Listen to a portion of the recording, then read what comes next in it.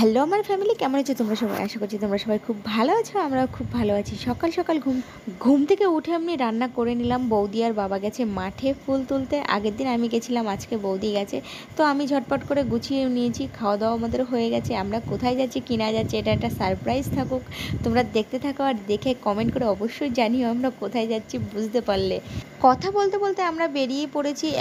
আজকে এত রোদ্রের তাপ ছিল সত্যি আর বলার মতো না। রাস্তাঘাটে আমি এই ভয়তেই বেরোতে চাই না যে এত রোদ্দুর, আমি কোথাও গেলে আমার কষ্টটা কম হয়, কিন্তু যখনই আমি বাড়ি আসার কথা ভাবি সেখান থেকে বাড়ি এসে যে কষ্টটা হয় সেটা সবথেকে বড় কষ্ট।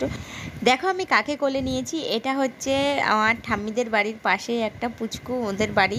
তো ও এসছে, ওকে কোলে না নিয়ে আর পারলাম না। দেখো জিপটা কেমন করে বের করে রয়েছে, আমি বারবার বলছি দেখো জিপটা করে বের করে রয়েছে।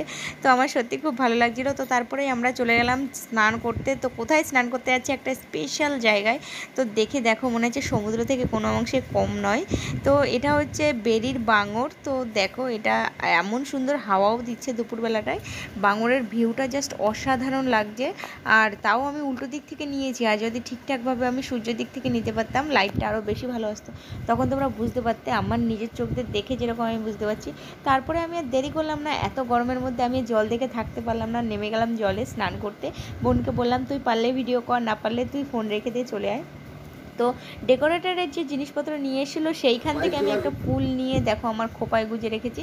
আর আমি এখন যাচ্ছি পাঁচপোতা বাজারে। তো পাঁচপোতা বাজারে আমার একটুখানি কাজ আছে, সেই কাজটা মেটানোর জন্য। তো দেখো আমি বসে বসে ভাবছিলাম কি করব, সময় কাটছিল না। তার সাথে সাথে মেহেন্দিও পরে নিয়েছি। মানে আমার আর কি বলা মাত্রই কাজ, আমি যদি বলি এখন এইটা করবো তো ঝট করে শুরুও করে দিই আমি। তো যাই হোক, এখন পাঁচপোতা থেকে আমরা ঘুরে আসি। যাওয়ার সময় না সত্যি সত্যি ফোন নিতে পেরেছিলাম না, মেয়ে কান্না করছিল, ওই জন্য ফোনটা বাড়ি রেখে গেছিলাম। তো আমরা গেছিলাম বিয়ের শাড়ি আনতে। তো বিয়ের শাড়িটা আমাদের কেনা হয়ে গেছে, বিয়েটা এখনও দেরি আছে। তো বিয়ের ব্লগ আসবে যখনই, তোমাদের সাথে অবশ্যই আমি শেয়ার করব। তো বিয়ের ব্লগ দেখার জন্য কারা রেডি অবশ্যই কমেন্ট করে জানিও। আর বিয়ের ব্লগ কাদের কাদের ভালো লাগে অবশ্যই কমেন্ট করে বলো। তো দেখা হচ্ছে নেক্সট ব্লগ।